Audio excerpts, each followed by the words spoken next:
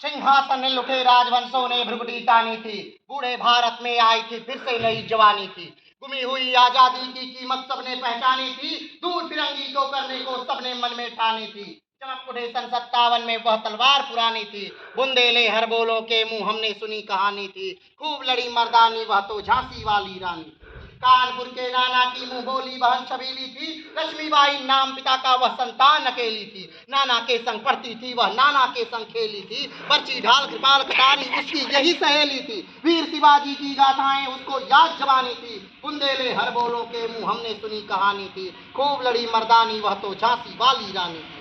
लक्ष्मी थी या दुर्गा थी वह स्वयं वीरता की अवतार थी। देख मराठे पुलकित होते उसकी ये तलवार की वार। नकली युद्ध व्यूह की रचना और खेलना खूब शिकार। सैन्य घेरना दुर्ग तोड़ना ये थे उसके प्रिय खिलवाड़। महाराष्ट्र कुल देवी उसकी भी आराध्य भवानी थी। बुंदेले हर बोलों के मुंह हमने सुनी कहानी थी। खूब लड़ी मर्दानी वह तो झांसी वाली रानी। झांसी की रानी लक्ष्मीबाई के स्मरण में ये पंक्तियां हम सब ने सुनी और पढ़ी होंगी। ये पंक्तियां हैं प्रसिद्ध भारतीय कवित्री और स्वतंत्रता सेनानी सुभद्रा कुमारी चौहान की। आज यानी 16 अगस्त को सुभद्रा कुमारी चौहान की जयंती है और करुणा और श्रद्धा से भरपूर इस कविता ने लेखिका को हिंदी कविता में न केवल प्रसिद्धि दिलाई बल्कि हिंदी साहित्य को अमर कर दिया। इनका जन्म 16 अगस्त 1904 को तत्कालीन इलाहाबाद के निकट निहालपुर गांव में हुआ था। 1921 में यह असहयोग आंदोलन में शामिल हो गई। सुभद्रा नागपुर में गिरफ्तारी देने वाली प्रथम सत्याग्रही थी।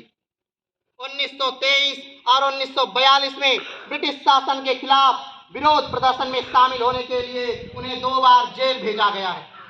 इन्होंने हिंदी कविता में कई लोकप्रिय रचनाएं की। उन्होंने हिंदी की खड़ी बोली में एक सरल और स्पष्ट शैली में लेखन किया। इनकी सबसे प्रसिद्ध रचना झांसी की रानी है, जो रानी लक्ष्मीबाई के जीवन का भावात्मक वर्णन करती है, जो कि हिंदी साहित्य में सबसे अधिक पढ़ी और गाई जाने वाली कविताओं में से एक है। इनकी अन्य कविताएं जैसे वीरों का कैसा हो बसंत, राखी की चुनौती और विदा खुलकर स्वतंत्रता आंदोलन की बात करती है। 15 फरवरी 1948 को इनका निधन हो गया। हिंदी साहित्य के क्षेत्र में उनके योगदान और भारतीय स्वतंत्रता संग्राम में उनकी भूमिका आज भी याद किया जाता है। कहने का तात्पर्य यह है कि कक्षा 8 में एक कविता है जिसका नाम है झांसी की रानी, जिसे लगभग हर एक बच्चा सुना होगा, जिसने हर एक बच्चा पढ़ा होगा। उसकी जो लेखिका हैं उनका नाम है सुभद्रा कुमारी चौहान। वो मात्र एक हिंदी लेखिका नहीं है, अपितु वो इसके साथ साथ एक स्वतंत्रता संग्राम सेनानी भी रही हैं और उन्होंने जेल की भी यात्राएं इस दौरान सही। उनका जन्म आज के ही तारीख को यानी कि 16 अगस्त 1904 को हुआ था, इलाहाबाद, उत्तर प्रदेश।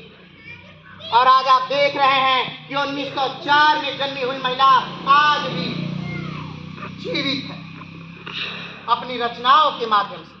वैसे ही आप भी जीवित रह सकते हैं अपने कार्यों के माध्यम से, अपनी रचनाओं के माध्यम से, अपने आविष्कारों के माध्यम से। ऐसे सारे कार्यों के लिए ये महापुरुष आपको प्रोत्साहित कर रहे हैं। तो इतिहास के पन्नों से आज के लिए सुभद्रा जी। कल फिर मिलेंगे एक नए इतिहास के साथ। तब तक के लिए जय हिंद।